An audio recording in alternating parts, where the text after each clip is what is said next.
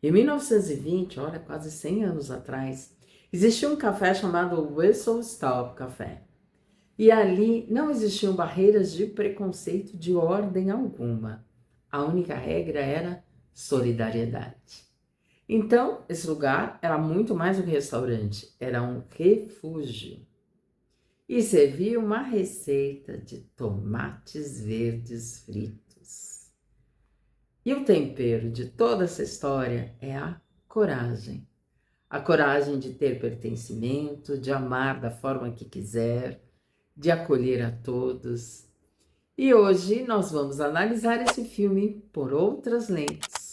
E eu te convido a provar esse tempero com a gente aqui no canal Lente Global 2026.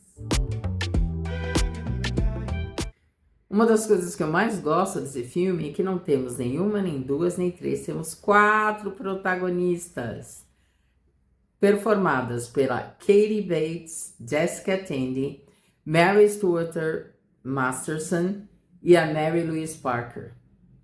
Elas entregam atuações memoráveis. E aí, logo no início, nós conhecemos a Evelyn Couch, personagem da Katie Bates. Uma mulher de 50 anos que se sente invisível, ultrapassada. O marido nem olha para ela, ela faz um curso para sensualizar, né? Tem uma cena que ela aparece com papel celofane, porque na época os presentes eram embrulhados com papel celofane. O marido fala: "Você tá louca? Vem para casa, senão os vizinhos vão achar que você não bate bem da bola." Entendeu o espírito da coisa? E ela tá assim, sem muita vontade, tá meia deprê, vamos falar a verdade. Na época não se estudava sobre isso. E ela vai visitar a sogra, junto com o marido, que está numa instituição de longa permanência. Acontece que a sogra não quer nem ver a cara dela, né? Enquanto ela espera o marido conversar com a sogra no saguão da instituição, vem uma senhorinha de 83 anos, personagem, chamada Nini Threadgood, personagem da Jessica Tandy, conversar com ela. Conversar amigavelmente, e de repente ela fala: "Ai, que vontade que eu tenho de comer tomates verdes fritos." Ela fala: "Nossa, que interessante, acho que eu vi na estação que existiam tomates verdes fritos." E aí ela começa a contar a história, mas de uma maneira tão magnetizadora que nós também estamos envolvidos nessa história, que se passa em 1920. Então temos 2 linhas temporais, 1990 e 1920. E essa história, olha, é maravilhosa. Numa época em que a sociedade, principalmente através da mulher, da pessoa preta, ela colocava essas pessoas numa caixinha que de lá elas não poderiam sair. Mas só que a Edie, ela era diferente. A Edie, Threadgood, tinha uma maneira diferente, não gostava de frufru, ela se adaptava a todas as condições, às vezes ela preferia dormir na casa de pessoas pretas, ela era solidária. A Ruth, que era uma mulher mais da época, não, tem que casar com o que a família escolhe, começa a aprender com a Edie a ter uma mente mais inovadora, a ser mais revolucionária e a pensar por si própria também. Isso faz com que a Evelyn, agora em 1990, comece a pensar: por que eu também não mudo a minha vida? Fala sério, se você já não ouviu uma história transformadora e aquilo mudou a sua vida também. E é justamente dessa maneira que esse filme nos toca, porque ele fala de histórias tão diferentes, mas que nos aproximam. A maneira como elas lidam com as diversidades e com as adversidades, na verdade, e como elas se relacionam com as pessoas com quem elas têm mais proximidade. É muito bonito de ver os homens também se comportando nessa sociedade, porque eles têm um respeito absurdo pela Edie, que não veste com frufru, veste com roupa de homem, mas eles têm uma admiração profunda por ela ser quem ela é. Um dos apelidos da Nini era ser encantadora de abelhas. E essa informação é importante, porque ela entrava no meio das abelhas e ela não era picada. Entrava lá no meio da colmeia, pegava um favo de mel e ela não era picada. Então ela tinha esse apelido, encantadora de abelhas, da natureza selvagem dela, né? Pois bem, chega o dia que a Ruth vai casar. Ela tem que casar com o homem que foi escolhido pela família para que ela casasse. E elas se separam. A Ed fica profundamente abalada, porque assim, a Ed amava muito a Ruth. E depois de um certo tempo vai visitar a Ruth, só que ela repara que ela tá com metade do rosto roxo que apanhava do marido. Aliás, o filme não passa nenhum pano, e estamos em 1990. Ela não pensa duas vezes. Ela volta até a fazenda onde ela morava, pega o George. Gente, George é um homem de 1,90 de altura, um homem negro, bonito, com os olhos muito expressivos. Os olhos eram tão expressivos que parecia que falavam. Assim, ele em cena é uma coisa magnífica. E vai até a casa da Ruth e fala, olha, ela tá saindo daqui agora. A Ruth sai correndo, mesmo assim, o marido dela ainda chuta ela para a escada para ver se consegue matar ela pelo chute rolando as escadas. Mas enfim, não consegue. E elas vão para um lugar e falam, o que a gente vai fazer da vida agora? Vamos abrir um café. Então elas abrem o café, o Whistle Stop Café. E moram lá de uma maneira muito feliz, a Ruth, a Iggy e o filho dela. E esse café era um refúgio, não era um restaurante, um café, um simples café, porque era um refúgio. Todas as pessoas eram acolhidas, sem nenhum julgamento. Ali tinham pessoas negras, tinham pessoas de classe social diferente, onde a Ide fazia todos os esforços para que todos comessem, mesmo aqueles que não pudessem pagar. Aliás, tem uma cena que tem um rapaz que tinha delírios tremens.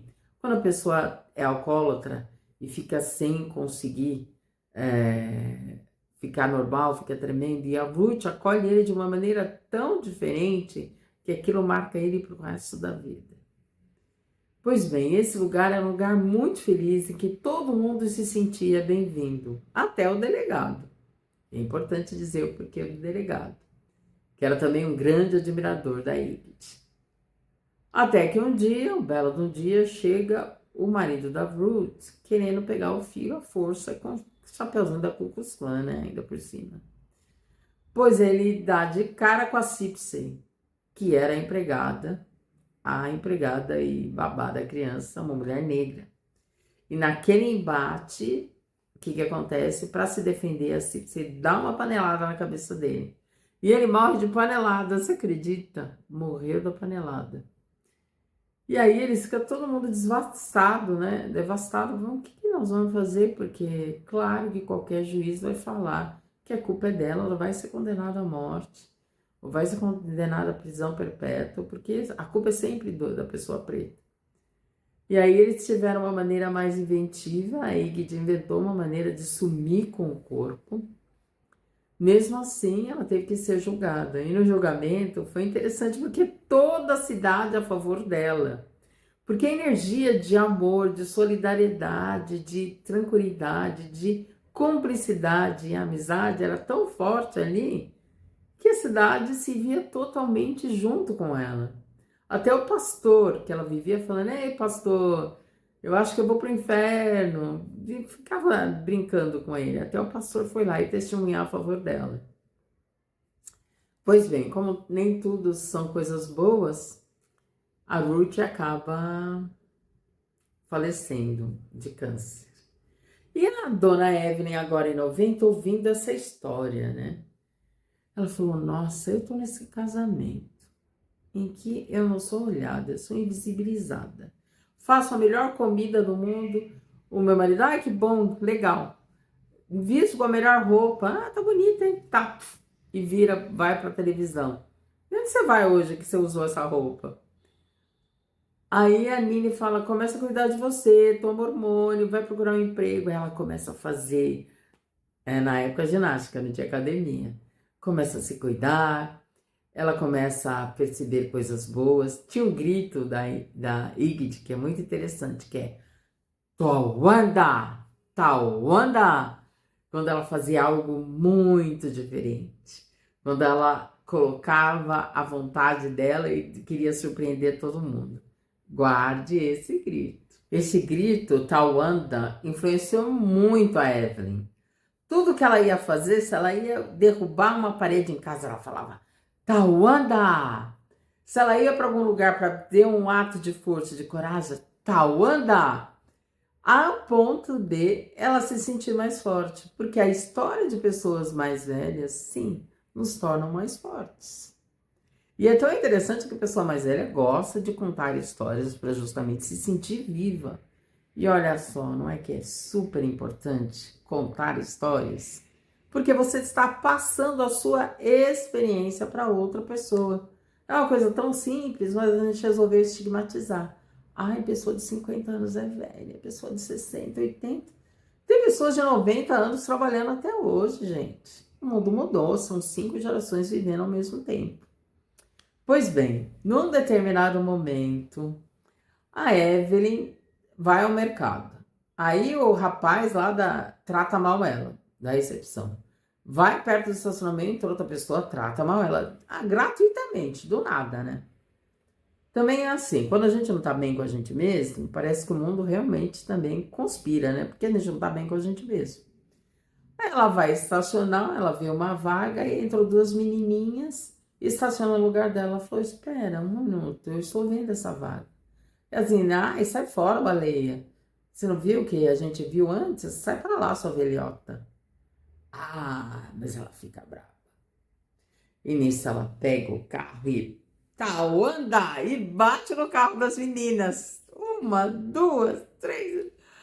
Você tá louca?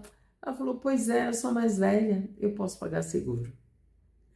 E ela se sente renovada por ter tido finalmente um ato de coragem.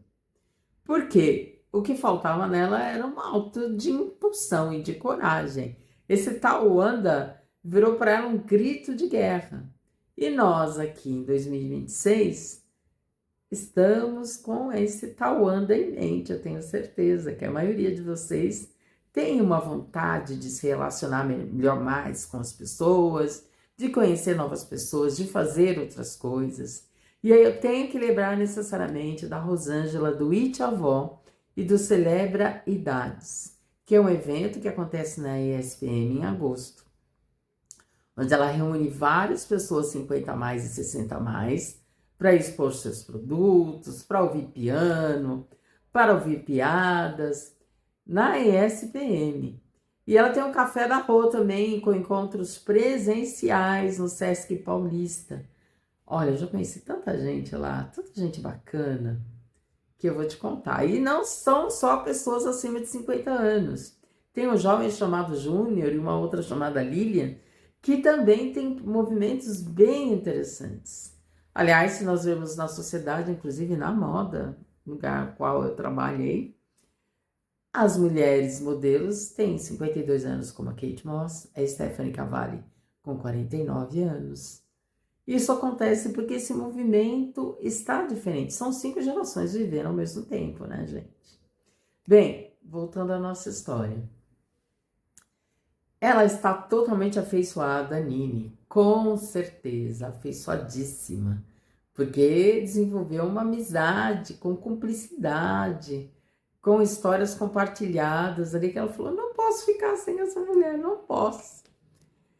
E aí vamos para o nosso momento Absolute Cinema.